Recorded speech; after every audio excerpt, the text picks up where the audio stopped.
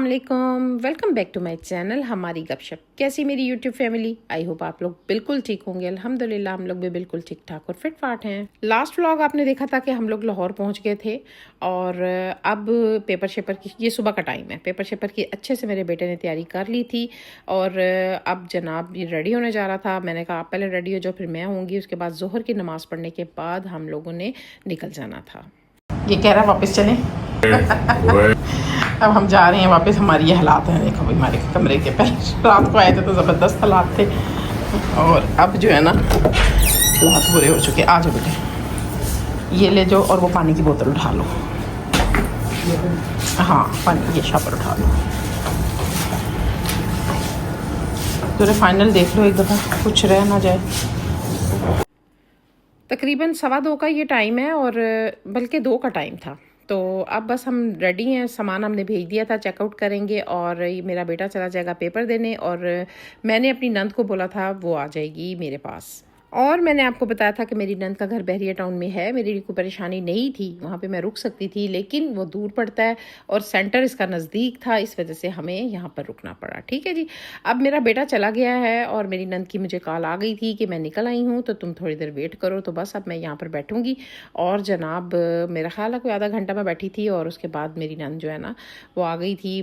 बच्चे भी उसके साथ थे और हम लोगों ने खूब इंजॉय किया था। अब आप इंजॉयमेंट हमारी देखना चाहते हैं तो पूरा व्लॉग देखें, आप लोग फुल एंजॉय करेंगे। बड़ा एंजॉय किया था हमने। असल में पेपर 3 से 6, 6:30 तक का था और मुझे पता था कि इसने 7 बजा देने हैं। निकलते निकलते ज़ाहिर टाइम हो ही जाता है और मुझे थोड़ी सी टेंशन भी थी कि मैं अकेली क्या करूँगी। शुक्र अल्हम्दुलिल्लाह जब मैंने अपनी नंद से बात की, उसने कहा तू टेंशन ना ले, मैं आ जाऊँगी, बल्कि बच्चे भी आ जाएंगे, बच्चे भी फुल एंजॉय करेंगे। तो बस बच्चे भी आ गए थे, बहू भी इसके साथ थी और सब थे।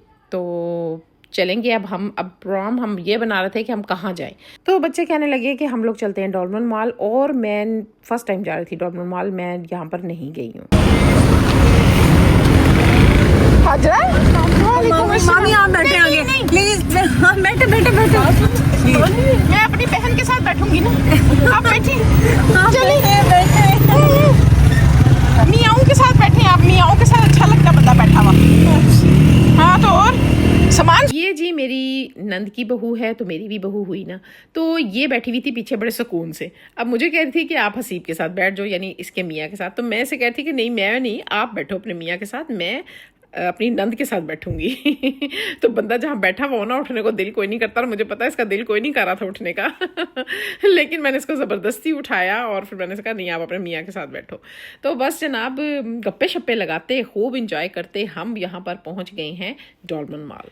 अच्छा, ये मैं जब भी अपने हस्बैंड के साथ आई हूँ ना तो मैं बाकी सारे मॉल्स वगैरह तो फिरती थी, हर जगह जाती थी, लेकिन इस तरफ आने का मेरा कभी प्लान ही नहीं बना। और जब मेरी नंद ने मुझे बताया कि ये मॉल बड़ा ज़बरदस्त है, मैंने कहा चलो ठीक है चल के देखते हैं। और वाकई भाई यहाँ पर आके जो मज़ा आया ना, मुझे किसी और मॉल में जाके बिल्कुल मज़ा नहीं आया। यहाँ पे हर ब्रांड था, मतलब ये एक छत है जिसके नीचे जाके आपको हर चीज़ मिल जाती है, ईच एंड एवरीथिंग। कहीं और जाने की आपको ज़रूरत नहीं पड़ेगी। यहाँ पर जब मैं आई ना तो दिमाग मेरा जो है ना वो मेरे बेटे की तरफ ही था अभी। और मैं अपनी नंद से कह रही थी कि वाकई एक जो माँ होती है ना, जब उसका बच्चा पेपर देने जाता है ना, तो यानी पेपरों से पहले भी, तो जैसे बच्चा पढ़ रहा होता है ना, माँ भी वैसे ही अंडरग्राउंड हो जाती है। यानी ना इधर जा सकती ना उधर जा सकती, कुछ भी नहीं कर सकती है। मेरा अपना दिमाग भी जो है ना, जब ये बच्चे मेरे पेपर दे रहे होते थे ना तो मुझे टेंशन हो रही होती थी, पढ़ रहे हैं कि नहीं पढ़ रहे हैं, ध्यान रखना इनके ऊपर, ख्याल करना कि ये ना हो कि पढ़ ना रहे हो। लेकिन अब तो अल्हम्दुलिल्लाह माशाल्लाह से अब इनको खुद पता चल गया है कि मेहनत कितनी ज़रूरी है। जब हम पढ़ेंगे तभी तो हमारे पेपर अच्छे होंगे और हम आगे जा सकेंगे, है ना। तो माशाल्लाह से बच्चों का भी इसी तरह का होता है, जब छोटे होते हैं तो उनके ऊपर बड़ा ध्यान देना पड़ता है, लेकिन जब अल्हम्दुलिल्लाह बड़े हो जाते हैं तो फिर इनको खुद से अच्छे बुरे की पहचान हो जाती है। और असल में ना, यानी जैसे अब ये मेरा बच्चा पेपर देने जा रहा है, लेकिन असल में ये इसके फ्यूचर की जर्नी है ना। माँ बाप भी साथ साथ इमोशनल सफ़र कर रहे होते हैं, कभी टेंशन, कभी दुआ और कभी उम्मीद, है ना। बच्चे पेपरों की तैयारी करके जा रहे होते हैं और माँ बाप दिल अंदर से माँ बाप के भी धड़क रहे होते हैं कि अल्लाह करे बच्चे ने अच्छी तैयारी की हुई हो, अल्लाह करे अच्छे से पेपर हो जाए। खैर हम सब की यहाँ पे इतनी बड़ी प्लानिंग नहीं थी, बस हमने इंजॉय करना था मिलके। और मेरी नंद के आ जाने से ना मुझे बड़ी ढारस भी हो गई थी, क्योंकि मैं अकेली थी। वैसे अगर ये ना आती तो मैंने होटल में ही रहना था और मतलब बोर ही दिन गुजरना था, लेकिन बच्चों के आ जाने से काफ़ी मज़ा आया, बड़ा इंजॉय किया, हंसे खेले, बहुत इंजॉय किया हमने। हमारा कोई बहुत बड़ा प्लान नहीं था, बस मैं कहती हूँ कि ऐसे जो मोमेंट्स होते हैं ना वो प्लान नहीं होते, बस बन जाते हैं। और ये सारे हमारे अचानक ही बने थे। खैर जी, ये भी मैं बताती चलूँ, ये मेरी नान जो है ना, ये मेरी कज़न है और शादी से पहले ना हम खूब इंजॉय किया करते थे। और आज शाम यानी ये जो टाइम था ना, मुझे ऐसा ही लग रहा था कि जैसे हम शादी से पहले जो इंजॉयमेंट करते थे ना, वही आज कर रहे हैं। बहुत ही यानी कि रिलैक्स थे, बड़ा मज़ा आ रहा था। और जब मैं घर आई तो मैं अपने हस्बैंड से कह रही थी कि आज वही टाइम मुझे लग रहा था जो शादी से पहले हुआ करता था। अल्हम्दुलिल्लाह अल्हम्दुलिल्लाह। मैं कहती हूँ कि अगर आपके पास प्यार करने वाले रिश्ते हो ना, तो शुक्र अल्हम्दुलिल्लाह करना चाहिए, क्योंकि रिश्तों से ही ज़िंदगी बनती है। खैर अब यहाँ पर हम आ गए थे नमाज़ पढ़ने, और नमाज़ पढ़ते हुए खूब दुआएं मांगी अपने बच्चे के लिए, और भी जो बच्चे पेपर दे रहे थे उनके लिए, कि अल्लाह पाक उनके लिए आसानियाँ करे और अच्छे से पेपर हो जाए। अल्लाह पाक सब बच्चों के लिए आसानियाँ करे और सब बच्चों के पेपर अच्छे हो जाएं, अल्लाह ताला कामयाब करे बच्चों को, आमीन सुम आमीन। खैर हम ऊपर फूड कोर्ट में गए तो बच्चे जो दोनों बच्चियाँ, मेरी नंद की बेटी भी थी साथ, बेटा भी था और भतीजा भी था, सब थे, बच्चे सब थे। माशाल्लाह 4 बच्चे थे। तो वो जनाब नीचे फिरने टुरने लगे हुए थे, कपड़े शपड़े देख रहे थे। तो फिर हमने ये सोचा कि ऐसा करते हैं कि हम कुछ मीठा खा लेते हैं, कुछ आइसक्रीम वगैरह कुछ खाते हैं। तो इसने बोला कि चल फिर ऐसा करते हैं, हम माउंटेन लावा खाते हैं। और माउंटेन लावा तो जनाब मेरा भी फेवरेट है। तो बस हम ये लेकर आए, फुल इंजॉय किया हमने बैठ के, और एक भी नहीं खाया, दोनों ने अलग अलग खाया। अच्छा आपको मज़े की बात बताती हूँ, हम यहाँ पर अब माशाल्लाह बच्चे 4 थे तो इनकी सोचें भी डिफरेंट थी कि हमने क्या खाना है। खैर फाइनल ये हुआ कि हम यहाँ पर मंगल की मंदी खाते हैं। अच्छा ये फर्स्ट टाइम मैंने तो खानी थी। जब हमने प्लेटें कोई नहीं मंगवाई, हम सब एक ही प्लेटर में खा रहे थे। जब सब खाना खा रहे थे ना, तो सब कहने लगे कि इसमें से अजीब सी खुशबू आ रही है। सब ने कहा कुछ ऐसी आ रही है, वैसी आ रही है। मेरे से पूछा, मैंने कहा भाई मुझे तो ऐसे लग रहा है जैसे कि पेटी के अंदर कपड़ों को जब काफ़ी अरसे बाद निकालो, जो उसमें से खुशबू आती है ना, वो इसके अंदर से आ रही है, इस चिकन में से। तो दिल नहीं कर रहा खाने का। इसने कहा अच्छा नहीं, मैं वापस करके आती हूँ, ये बिल्कुल भी इसका मज़े का जायका नहीं है।